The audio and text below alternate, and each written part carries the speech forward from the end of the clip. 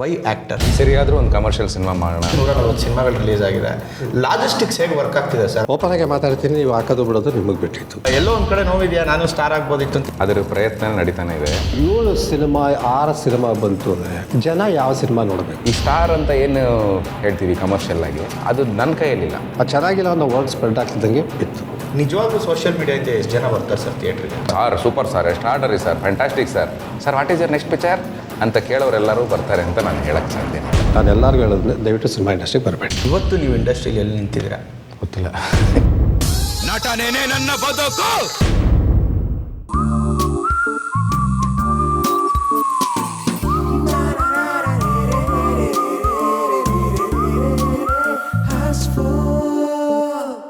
ಇಂಡಸ್ಟ್ರಿಯಲ್ಲಿ ಎಷ್ಟೊಂದು ಜನ ಆ್ಯಕ್ಟರ್ಸ್ ಬರ್ತಾರೆ ಹೋಗ್ತಾರೆ, ಬಂದ ಮೇಲೆ ಸೌಂಡ್ ಮಾಡ್ತಾರೆ, ಹಾಗೆ ಸೌಂಡ್ ಇಲ್ಲದೆ ಹೊಟ್ಟೋಗಿರ್ತಾರೆ. ಆದರೆ ಈ ಆ್ಯಕ್ಟರು ಬರೋಕ್ಕಿಂತ ಮುಂಚೆನೇ ಸಿಕ್ಕಾಪಟ್ಟೆ ಸೌಂಡ್ ಮಾಡ್ಕೊಂಡೇ ಬಂದಿದ್ದಾರೆ. ಯಾಕಂದರೆ ಬೇಜಾನ್ ಪ್ರಮೋಷನ್ಸ್ ಆಗಿದೆ, ಅವಾರ್ಡ್ ಸೆರೆಮನೀಸ್ಗೆ ಹೋಗಿದೆ.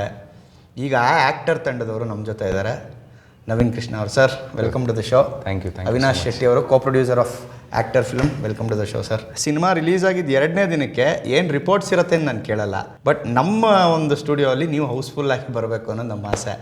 ಆ್ಯಂಡ್ ಈ ಸಿನಿಮಾಗೆ ಸಿಕ್ಕಾಪಟ್ಟೆ ಪ್ರಮೋಷನ್ಸ್ ಆಗ್ತಿದೆ. ಇನ್ಫ್ಯಾಕ್ಟ್ ನೀವು ಕೇಳ್ದೇನೆ ಹಲವಾರು ದೊಡ್ಡ ದೊಡ್ಡ ಸ್ಟಾರ್ಗಳು ಸಿನಿಮಾ ಪ್ರಮೋಟ್ ಮಾಡಿದ್ದಾರೆ.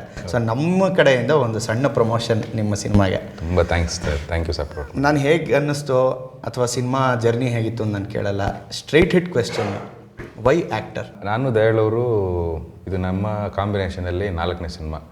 ಫಸ್ಟ್ ಸಿನಿಮಾ ಹರಿಕತೆ, ಅದಾದಮೇಲೆ ನನ್ನ ಇಂಡಿವಿಜುವಲ್ ಹೀರೋ ಆಗಿ ಹಾಕ್ಕೊಂಡು ಯೋಗರಾಜು, ಹಗ್ಗದ ಈಗ ಆ್ಯಕ್ಟರ್. ಆರ್ಟಿಸ್ಟಿಕ್ ಸಿನಿಮಾ ಮಾಡಿದ್ರೆ ಅದರಲ್ಲಿ ಕಮರ್ಷಿಯಲ್ ವ್ಯಾಲ್ಯೂಸ್ ಇರುತ್ತೆ, ಕಮರ್ಷಿಯಲ್ ಸಿನಿಮಾ ಮಾಡಿದ್ರೆ ಅದರಲ್ಲಿ ಆರ್ಟಿಸ್ಟಿಕ್ ವ್ಯಾಲ್ಯೂಸ್ ಇರುತ್ತೆ. ಸೊ ಹಗ್ಗದ ಕೊನೆ ತುಂಬ ಆರ್ಟಿಸ್ಟಿಕ್ ಆಗಿ ಇದ್ದಂಥ ಸಿನಿಮಾ, ತುಂಬ ಇಂಟೆನ್ಸ್ಡ್ ಆಗಿದ್ದಂಥ ಸಿನಿಮಾ. ಅದಕ್ಕೆ ಬಂದಂಥ ಪ್ರತಿಕ್ರಿಯೆ ಇಂಟರ್ನ್ಯಾಷನಲ್ ಲೆವೆಲಲ್ಲಿ, ನ್ಯಾಷನಲ್ ಲೆವೆಲಲ್ಲಿ ನಮಗೆ ತುಂಬ ಖುಷಿ ಕೊಡ್ತು. ಬಟ್ ಅದು ಸಾಮಾನ್ಯ ಜನಕ್ಕೆ ಹೆಚ್ಚಿನ ರೀತಿಯಲ್ಲಿ ರೀಚ್ ಆಗಲಿಲ್ಲ, ಬಿಕಾಸ್ ಆಫ್ ಅದರದ್ದೇ ಆದಂಥ ರೀಸನ್. ನಾವು ಪಬ್ಲಿಸಿಟಿ ಆಗಿರ್ಬೋದು, ಇನ್ನೊಂದಾಗಿರ್ಬೋದು. ಬಟ್ ಸಿನಿಮಾನ ನೋಡಿದ ಕೆಲವು ಅಥವಾ ಹಲವು ಪ್ರೇಕ್ಷಕರು ತುಂಬಾ ಇಷ್ಟಪಟ್ಟಿದ್ದಾರೆ. ಕನ್ನಡದ ಒಂದು ಮಾಸ್ಟರ್ ಪೀಸ್ ಅನ್ನೋ ರೇಂಜಿಗೆ ಅದನ್ನು ಖುಷಿ ಕೊಟ್ಟರು. ಇನ್ಫ್ಯಾಕ್ಟ್ ಮೊನ್ನೆ ಬ್ಯಾಂಗ್ಳೂರ್ ಇಂಟರ್ನ್ಯಾಷನಲ್ ಫಿಲ್ಮ್ ಫೆಸ್ಟಿವಲಲ್ಲಿ ಕೂಡ ಒಳ್ಳೆ ರೆಸ್ಪಾನ್ಸ್. ಹೌದು, ಅದಕ್ಕೂ ಸೆಲೆಕ್ಟ್ ಆಗಿತ್ತು. ಆ್ಯಂಡ್ ಈ ಸರಿ ರಾಜ್ಯ ಪ್ರಶಸ್ತಿ ಕೂಡ ಥರ್ಡ್ ಬೆಸ್ಟ್ ಫಿಲ್ಮ್ ಬಂದಿದೆ. ಸೊ ಮತ್ತೊಂದು ಸಿನಿಮಾ ಅಂತ ಅಂದ್ಕೊಂಡಾಗ ನಾನು ಹೇಳಿದೆ, ಈ ತಿರ್ಗಾ ಅದೇ ಥರನೇ ಒಂದೇ ರೂಮು ಒಂದೇ ಜಾಗ ಹಂಗೆ ಬೇಡ, ದೊಡ್ಡ ಗ್ರ್ಯಾಂಡ್ ಆಗಿರಲಿ ಒಂದು ಸಿನಿಮಾ. ನಮ್ಮಿಬ್ಬರ ಕಾಂಬಿನೇಷನಲ್ಲಿ ದೊಡ್ಡ ಮಟ್ಟದಲ್ಲಿ ಫೈಟು ಗಿಂಟು ಡ್ಯಾನ್ಸಿ ಗಿನ್ಸಿ ಆ ಥರ ಜಿಂಚಾಕ್ ಥರ ಸಿನಿಮಾ ಮಾಡೋಣ ಅಂತಲೇ ಇದ್ದೆ. ಅವ್ರು ಆ ಥರ ಸಿನಿಮಾ ಮಾಡಿದ್ರು ಅದರಲ್ಲಿ ಏನಾದ್ರು ಒಂದು ವಿಶೇಷತೆ ಇರುತ್ತೆ, ಅದಕ್ಕೋಸ್ಕರ ಅವ್ರಿಗೆ ಹೇಳಿದ್ದು. ಇಲ್ಲಾಂದರೆ ನಾನು ಬೇರೆಯವ್ರಿಗೆ ಯಾರಿಗೂ ಹೇಳ್ಬೋದಾಗಿತ್ತು. ಅವ್ರಿಗೆ ಗೊತ್ತು ನಮ್ಮ ಮಾರ್ಕೆಟು, ನಮ್ಮ ಈ ಲಿಮಿಟೇಷನ್ಸು, ನಮ್ಮ ಈ ಬಿಸ್ನೆಸ್ ಪಾಯಿಂಟ್ ಆಫ್ ವ್ಯೂಯಿಂದ ಎಲ್ಲವೂ ಅವ್ರಿಗೆ ಗೊತ್ತಿರೋದ್ರಿಂದ. ಸೊ ಇನ್ನೊಬ್ಬ ಹೀರೋಗೆ ಒಂದು ಸ್ಕ್ರಿಪ್ಟ್ ಮಾಡ್ತಾಯಿದ್ವಿ. ಆ ಸ್ಕ್ರಿಪ್ಟ್ ಮಾಡ್ತಾ ಮಾಡ್ತಾ ಮಾಡ್ತಾ ಮಾಡ್ತಾ ಅರ್ಧ ಆಯಿತು. ಅವ್ರಿಗೆ ಅದನ್ನು ಆಮೇಲೆ ಅವ್ರ ಕನೆಕ್ಟಿವಿಟಿ ಸಿಕ್ಕಲಿಲ್ಲ.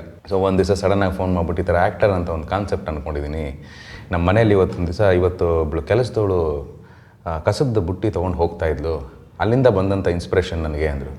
ಕಸದ ಬುಟ್ಟಿಯಿಂದ ಇನ್ಸ್ಪಿರೇಷನ್ನ? ಸರ್ ಏನು ಹೇಳ್ತಾಯಿದ್ರೆ? ನನ್ನ ಮನಸ್ಸಲ್ಲಿದ್ದಂಥ ಎಲ್ಲ ಕೆಟ್ಟ ಯೋಚನೆಗಳು, ಕೆಟ್ಟ ಭಾವನೆಗಳು, ಒಂದು ನೆಗೆಟಿವ್ ಥಾಟ್ಸ್ನ ಆ ಕಸದ ಬುಟ್ಟಿ ಹಾಕ್ಕೊಂಡು ಯಾರೋ ಒಬ್ಬ ಥರ್ಡ್ ವ್ಯಕ್ತಿ ಎತ್ಕೊಂಡು ಹೋಗ್ಬಿಟ್ರೆ ನನ್ನ ಲೈಫ್ ಎಷ್ಟು ಸುಂದರವಾಗಿ ಆಗ್ಬಿಡುತ್ತೆ ಅನ್ನೋ ಒಂದು ಪಾಯಿಂಟ್ ಬಂತು. ಇಮಿಡಿಯೇಟಾಗಿ ನೀವು ಕಾಲ್ ಮಾಡಿದ್ರಿ. ಸೊ ಏನೋ ಒಂದು ಥಾಟ್ ಬಂತು ನನಗೆ, ಅದೊಂಥರ ಸಿಕ್ಸ್ತ್ ಸೆನ್ಸ್ ಹೊಡೆಯುತ್ತಲ್ಲ. ಯಾಕೆ ಒಬ್ಬ ನಟನ ಹಿಂದಿನ ಬದುಕು, world is a stage, everybody is an actor. ನೀವು ಪ್ರತಿಯೊಬ್ಬ ವ್ಯಕ್ತಿ ನಾರ್ಮಲಾಗಿ ಆ್ಯಕ್ಟ್ ಮಾಡ್ತಾ ಇರ್ತಾನೆ. ಆ್ಯಕ್ಟರ್ಸು ಸ್ಕ್ರೀನ್ ಮೇಲೆ ಮಾತ್ರ ಆ್ಯಕ್ಟ್ ಮಾಡ್ತಾರೆ, ಪ್ಲಸ್ ನಿಜ ಜೀವನದಲ್ಲೂ ಆ್ಯಕ್ಟ್ ಮಾಡ್ತಾರೆ. ಎಲ್ಲ ಇಡೀ ಗ್ಲಾಮರ್ ಫೀಲ್ಡ್ ಆಗಿರೋದ್ರಿಂದ ಪ್ರತಿಯೊಬ್ಬನಿಗೂ ಅವ್ರ ಒಳ ಹೊರಗುಗಳು ಗೊತ್ತಿರುತ್ತೆ. ಆದರೆ ಒಳಗಿನ ಲೈಫನ್ನು ಎಷ್ಟೊಂದು ಜನ ಇಣಿಕಿ ನೋಡಿರುವಂಥದ್ದು ಇದೆ, ಅದನ್ನು ಪ್ರೊಜೆಕ್ಟ್ ಮಾಡಿರೋದು ಇದೆ. ಆ ಒಳಗಿನ ಲೈಫಲ್ಲೂ ಎಷ್ಟೋ ಜನ ರಿಯಲಿಸ್ಟಿಕ್ ಆಗಿರಲ್ಲ, ಅಲ್ಲೂ ನಾಟಕ ಆಡಬೇಕಾಗುತ್ತೆ, ಆ್ಯಕ್ಟರ್ ಆಗೇ ಇರಬೇಕಾಗುತ್ತೆ, because of the stardom. Real ಆಗಿ ಹೇಗಿರ್ತಾರೆ ಅಂತ ಯೋಚನೆ ಮಾಡಿದಾಗ ಅವ್ರಿಗೆ ಬಂದಂಥ ಕಾನ್ಸೆಪ್ಟು ಆ್ಯಕ್ಟರು. ಆ್ಯಂಡ್ ಅವ್ರು ಹೇಳಿದ್ದು ಫಸ್ಟು ಒನ್ ಮ್ಯಾನು ಕತೆ ಮಾಡಿಬಿಡೋಣ ಅಂತ ಹೇಳಿದ್ರು. ನಾನು ತಿರ್ಗಾ ಅದೇ ಹಗ್ಗದ ಕೊನೆ ಆಗುತ್ತೆ, ಬೇಡ ಸರ್ ಅಂತ ನಾನಂದು. 3 months ಆದಮೇಲೆ ವೀರೇಶ್ ಅವರು ಒಪ್ಕೊಂಡಿದ್ದಾರೆ, ಸಿನಿಮಾ ಮಾಡೋಣ ಅಂತ ಹೇಳಿದ್ರು. ನಾನೇನು ಅಂದ್ಕೊಂಡೆ, ಓಕೆ 3 months ಗ್ಯಾಪಲ್ಲಿ ಅವರು ಫುಲ್ಲು ಫ್ಲೆಜ್ಡಾಗಿ ಸ್ಕ್ರಿಪ್ಟ್ ರೆಡಿ ಮಾಡಿಟ್ಬಿಟ್ಟಿದ್ದಾರೆ, ಸೊ ಈಸಿಯಾಗಿ ಮಾಡ್ಕೊಬೋದು ಅಂತ ಒಪ್ಕೊಂಡು ನೆಕ್ಸ್ಟ್ ಡೇ ಹೋಗಿ ಕೇಳಿದ್ರೆ ತಿರ್ಗಾ ಅಷ್ಟೇ ಹೇಳಿದ್ರು ಕತೆ. 2 ನಿಮಿಷ ಕತೆ ಹೇಳಿದ್ರು. ಇದನ್ನ ಹೇಗೆ ಒಪ್ಕೊಂಡ್ರು ಅವರು ಅಂತ ಕೇಳಿದ್ದಕ್ಕೆ ಅವರು, ಇಲ್ಲ 25 years ಎಕ್ಸ್ಪೀರಿಯನ್ಸ್ ಇಂಡಸ್ಟ್ರಿಯಲ್ಲಿ ಯಾರಿಗೆ, ವೀರೇಶ್ ಅವ್ರಿಗೆ. ಎಷ್ಟೊಂಥ ನಟರನ್ನ ವೈಯಕ್ತಿಕವಾಗಿ ಒಬ್ಬ ಜರ್ನಲಿಸ್ಟಾಗಿ ನೋಡಿರ್ತಾರೆ. ಸೊ ಏನೋ ಇರಬಹುದು ಅಂತ ಅಂದ್ಕೊಂಡು we started discussing the script.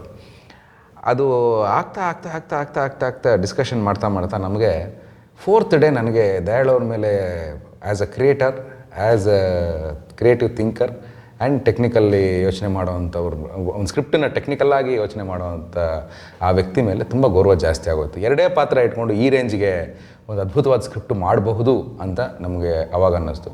ಅಲ್ಲಿಂದ ಸ್ಟಾರ್ಟ್ ಆಯಿತು. ಸರ್, ಇನ್ನೊಂದು ಪರ್ಸ್ನಲ್ ಕ್ವೆಶ್ಚನ್ನು.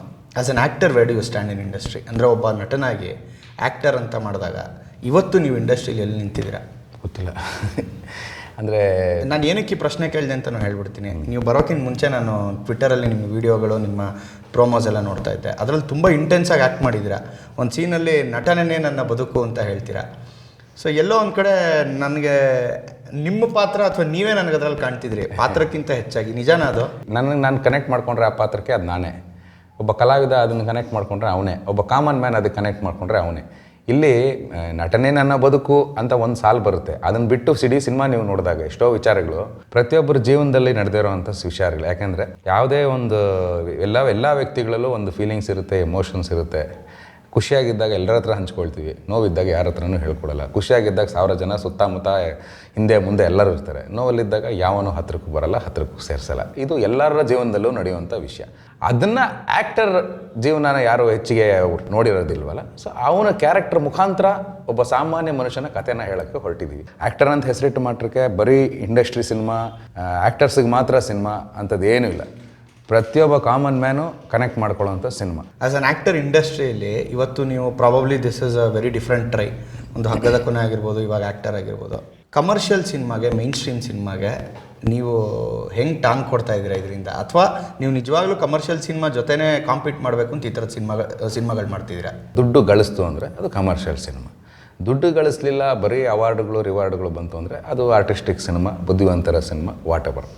ಆದರೆ ನಮ್ಮ ದಯಾಳವರು ಹೇಳೋ ಪ್ರಕಾರ ಸಿನಿಮಾ ಅಂದರೆ ಕಮರ್ಷಿಯಲ್ಲು, ಆರ್ಟು, ಮತ್ತೊಂದು ಇಲ್ಲ. 2 ಇರೋದು. ಒಂದು ಒಳ್ಳೆ ಸಿನಿಮಾ, ಒಂದು ಕೆಟ್ಟ ಸಿನಿಮಾ. ನಮ್ಮದು ಒಳ್ಳೆ ಸಿನಿಮಾ. ಅಗೇನ್ ಪ್ರಿಕ್ ಮಾಡ್ತಾ ಇದ್ದೀನಿ ನಿಮ್ಮನ್ನು. ಒಬ್ಬ ಆ್ಯಕ್ಟರ್ ಆಗಿ ಇವತ್ತು ಸ್ಟಾರ್ ಆ್ಯಕ್ಟರ್ಸ್ ಯಾರಿದ್ದಾರೆ ಅವ್ರಗಳ ಜೊತೆ ನೀವು ಹೇಗೆ ನಿಂತ್ಕೋತಾ ಇದ್ದೀರಾ ಅನ್ನಿಸ್ತದೆ. ಅಂದರೆ ಬಿಕಾಸ್ ಐ ನೋ ಆ್ಯಂಡ್ ಈ ಕರ್ನಾಟಕದವ್ರು ಎಲ್ಲರೂ ಮಾತಾಡ್ತಿದ್ದಾರೆ. ಮೊನ್ನೆ ನಾನು ಫೇಸ್ಬುಕ್ಕಲ್ಲಿ ಮೆಮೇಜ್ ನೋಡ್ತಾ ಇದ್ದೆ, ನಿಮ್ಮ ಆ್ಯಕ್ಟರ್ ಸಿನಿಮಾ ಪೋಸ್ಟರ್ ಹಾಕಿದ್ರು. Probably is one of the finest actors who is acting today in Kannada ಅಂತ. Thank you.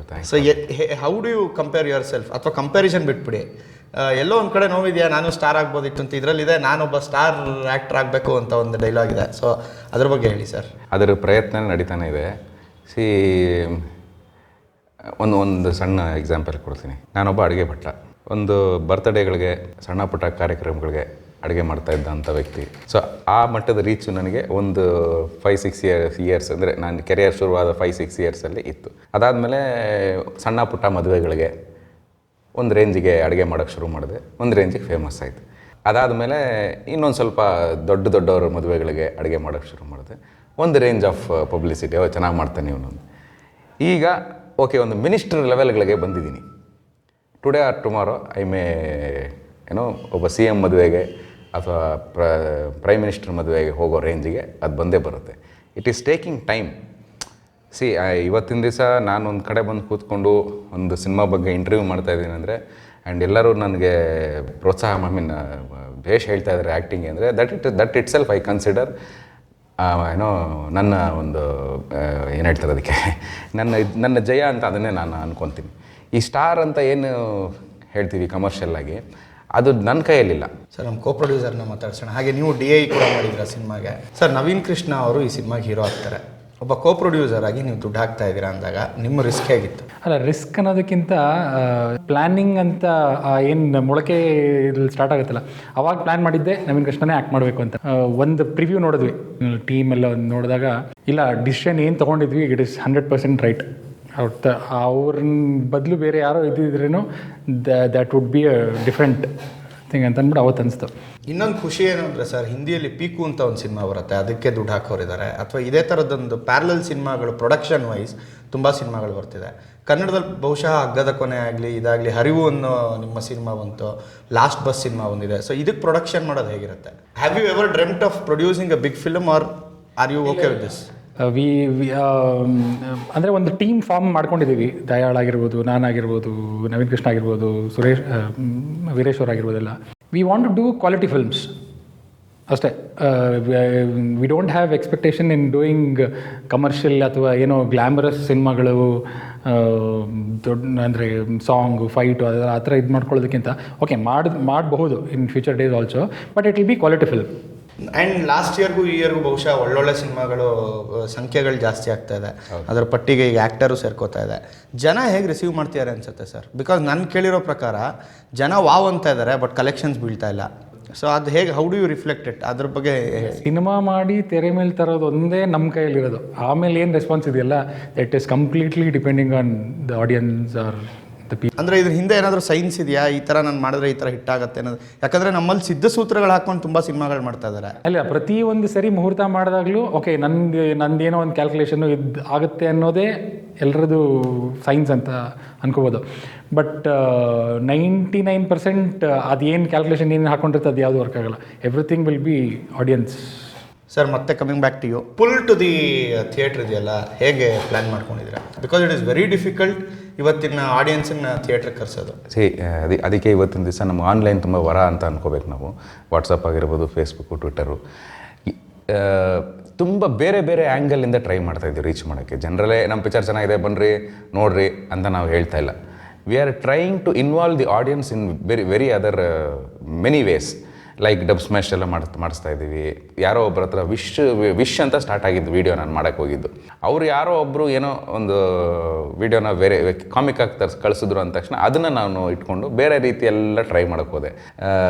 ಇವತ್ತೊಂದು ಓಪನ್ ಲೆಟರ್ ಅಂತ ಒಂದು ಬರೆದಿದ್ದೀನಿ. And I am trying to reach in many ways.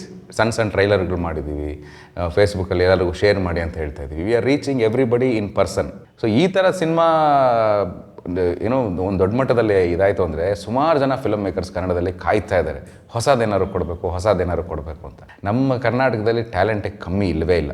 ಭಯಂಕರ ಡೈರೆಕ್ಟರ್ಸ್ ಇದ್ದಾರೆ, ಭಯಂಕರ ಸಿನಿಮಾಟೋಗ್ರಫರ್ಸು, ಎವ್ರಿಬಡಿ ಇಸ್ ದೇರ್. ಇವತ್ತಿನ ದಿವಸ ನೀವು ತಮಿಳ್ನಾಡಿಗೆ ಹೋದರೆ, ಆಂಧ್ರಾಗೆ ಹೋದರೆ, ಬಾಂಬೆಗೆ ಹೋದರೆ ಕೆಲಸ ಮಾಡ್ತಾರೋ ಅಷ್ಟು ಟೆಕ್ನಿಷಿಯನ್ಸು ಟಾಪ್ ಲೆವೆಲ್ ಇರೋರು ಎಲ್ಲವೂ ಕನ್ನಡಿಗರೇ. ಸೊ ಕನ್ನಡದಲ್ಲಿ ಇದ್ದಾರೆ ಸುಮಾರು. ಬಟ್ ಅದೇನಾಗ್ತಾಯಿದೆ, ಫೋಕಸ್ ಪಾಯಿಂಟ್ಸ್ ಇದೆಯಲ್ಲ, ಪ್ರೊಡ್ಯೂಸರ್ದೇ ಒಂದು ರೆಗ್ಯುಲರ್ ಪ್ರೊಡ್ಯೂಸರ್ಸ್ದೇ ಒಂದು ಬೇರೆ ಥರದ ಪಾಯಿಂಟ್ಸ್ ಇರುತ್ತೆ. ರೆಗ್ಯುಲರ್ ಪ್ರೊಡ್ಯೂಸರ್ಗೆ ಒಳ್ಳೆ ಟ್ಯಾಲೆಂಟೆಡ್ ಅವನಿಗೂ ಸಿಕ್ಕಲ್ಲ, ಒಳ್ಳೆ ಟ್ಯಾಲೆಂಟೆಡ್ ಇರೋನಿಗೆ ಒಳ್ಳೆ ಪ್ರೊಡ್ಯೂಸರ್ ಸಿಕ್ಕಲ್ಲ. ಸೊ ಈ ಥರ ಗೊಂದಲಗಳು ಎಲ್ಲವೂ ಚೆನ್ನಾಗಿ ಬಂದುಬಿಟ್ರೆ ರಿಲೀಸ್ ಎಡವಟ್ಟಾಗುತ್ತೆ. ಸೊ ಈ ಥರದ್ದೇನೋ ಒಂದು ಕನ್ಫ್ಯೂಷನ್ಸ್ ಆಗ್ತಾನೇ ಇರುತ್ತೆ ಪ್ರತಿ ಸರಿ. ಸೊ 120 ಸಿನಿಮಾ ಪ್ರೊಡಕ್ಷನ್ ಆದರೂ ಕೂಡ 2, 3, 4 ಸಿನಿಮಾ ಹಿಟ್ ಆಗುತ್ತೆ. ಇನ್ನು ಮಿಕ್ಕಿದೆಲ್ಲ ಯಾವುದೂ ರೀಚ್ ಆಗಲ್ಲ ಜನಕ್ಕೆ. So it all depends. And ವಾರಕ್ಕೆ 7 ಸಿನಿಮಾ 8 ಸಿನಿಮಾ ರಿಲೀಸ್ ಆದರೆ ಜನಕ್ಕೂ ಒಂದು ಕನ್ಫ್ಯೂಷನ್ ಇದೆ. ಆ್ಯಕ್ಚುಲಿ ಪ್ರಶ್ನೆ ನಾನು ವೀರೇಶ್ ಅವ್ರು ಬರ್ತಾರಲ್ಲ ಇವಾಗ, ಅವ್ರನ್ನ ಕೇಳ್ತೀನಿ, ಬಿಕಾಸ್ ಅವ್ರು ಪ್ರೊಡ್ಯೂಸ್ ಮಾಡಿದ್ದಾರೆ. Yes. And one more thing sir, ನೀವು ಇವಾಗ ಹೇಳಿದ್ರಿ ಸೋಷಿಯಲ್ ಮೀಡಿಯಾ ಒಂದು ವರವಾಗಿ ಬಂದಿದೆ ಅಂತ. ನಿಜವಾಗ್ಲೂ ಸೋಷಿಯಲ್ ಮೀಡಿಯಾದಿಂದ ಎಷ್ಟು ಜನ ಬರ್ತಾರೆ ಸರ್ ಥಿಯೇಟ್ರಿಗೆ? ಸರ್ ಇವಾಗ ಇವಾಗ ಮುಂಚೆ ಏನು ಮಾಡ್ತಾಯಿದ್ವಿ, ಊರೆಲ್ಲ ಪೋಸ್ಟರ್ ಹಚ್ತಾಯಿದ್ವಿ, ಟಿ ವಿಗಳಿಗೆ ಹೋಗಿ ಇಂಟರ್ವ್ಯೂ ಕೊಡ್ತಾಯಿದ್ವಿ. ಸೊ ಅವಾಗಲೂ ನಾವು ಈ ಸಕ್ಕತ್ತಾಗಿತ್ತು ಇಂಟರ್ವ್ಯೂ, ಬಂದ್ಬಿಡ್ತಾರೆ ಜನ ಅಂತ ಅಂದ್ಕೊಳ್ಳೋದು ತಪ್ಪು. ಅದಕ್ಕೆ ಹೆಂಗೆ ಕನ್ವರ್ಟ್ ಆಗುತ್ತೆ ಅಂತ ನಾವು ಹೇಳೋಕ್ಕೆ ಆಗಲ್ಲ. ಅದೇ ರೀತಿ ಸೋಷಿಯಲ್ ಮೀಡಿಯಾನು we are trying our level best ಅಷ್ಟೇ. Sir super sir, extraordinary sir, fantastic sir, what is your next picture ಅಂತ ಕೇಳೋರೆಲ್ಲರೂ ಬರ್ತಾರೆ ಅಂತ ನಾನು ಹೇಳೋಕ್ಕೆ ಸಾಧ್ಯನೇ ಇಲ್ಲ. We are trying to reach them. ನಾವು ಏನು ರಿಕ್ವೆಸ್ಟ್ ಮಾಡ್ಕೊಂಡ್ರು ಅಷ್ಟೇ, ಏನು ಕಾಲಿಗೆ ಬಿದ್ದರೂ ಅಷ್ಟೇ. ಈ ಸೋಷಿಯಲ್ ಮೀಡಿಯಾ ಬಗ್ಗೆ ವೀರೇಶ್ ಅವ್ರನ್ನೂ ಕೇಳ್ತೀನಿ, ಯಾಕಂದರೆ ಅವ್ರದ್ದೇ ಚಿತ್ರಲೋಕ.com ಇದೆ. So thank you sir for being on our show. Veeresh ಅವ್ರನ್ನ ಕರೆಸ್ತೀನಿ, ಇನ್ನೂ ಹೆಚ್ಚು ಮಾತಾಡೋಣ ಅವ್ರ ಜೊತೆ. Sir, 5 years down the line, probably 3 years down the line Kannada cinema industry ಎಲ್ಲಿರುತ್ತೆ ಅನ್ಸುತ್ತೆ ನಿಮಗೆ? ಎಲ್ಲಿರಲ್ಲ, ಇರೋ ಜಾಗದಲ್ಲಿ ಅಲ್ಲೇ ಇರುತ್ತೆ. ನಾನು ಆ್ಯಕ್ಚುಲಿ ಇದನ್ನು ತುಂಬ ಜನ ಕೇಳೋಣ ಅನ್ಕೋತೀನಿ ಸರ್. 5 ವರ್ಷದ ಹಿಂದೆ ನಾನು ಕೇಳಬೇಕಾದ್ರೆ 5 ವರ್ಷದಲ್ಲಿ ಅದಾಗೋಗುತ್ತೆ ಇದಾಗುತ್ತೆ, ಅಲ್ಲೇ 20-25 years ಬ್ಯಾಕ್ ಪೇಪರ್ಸ್ಗಳು ಕೊಡ್ತೀನಿ ನಾನು. ಆವತ್ತು ನಾನು ಮಾತಾಡಿದಂಥ ಎಷ್ಟೋ ಜನ ಇವತ್ತು ಇದ್ದಾರೆ, ಎಲ್ಲ ಪ್ರತಿಷ್ಠೆ. ಆವತ್ತೇನು ಹೇಳಿದ್ದಾರೆ, ನಮ್ಮ ಕನ್ನಡ ಇಂಡಸ್ಟ್ರಿ ಉದ್ಧಾರ ಆಗೋಲ್ಲ, ಪರಭಾಷೆಯಿಂದ ಅಲ್ಲಿ ನೋಡಿ ಅವರಿಂದ ಕಲಿಬೇಕು, ಅವ್ರು ನಮಗೆ ಥ್ರೆಟ್ಟು, ಇದೇ ಮಾತು. ಇವತ್ತು ನಾವು ಅದೇ ಮಾತಾಡ್ತಾ ಇದ್ದೀವಿ. 25 years ಬ್ಯಾಕ್ ಏನು ಮಾತಾಡಿದ್ದೀವಿ ಅದೇ ಮಾತು ನಾನು ಇವತ್ತು ಮಾತಾಡ್ತಾ ಇದ್ದೀವಿ. ಕೆಲವು ಟೈಮಲ್ಲಿ ವ್ಯಕ್ತಿಗಳು ಬದಲಾಗಿರ್ತಾರೆ ಹೊರತು ಹೇಳಿಕೆಗಳು ಬದಲಾಗಕ್ಕೆ ಸಾಧ್ಯನೇ ಇಲ್ಲ.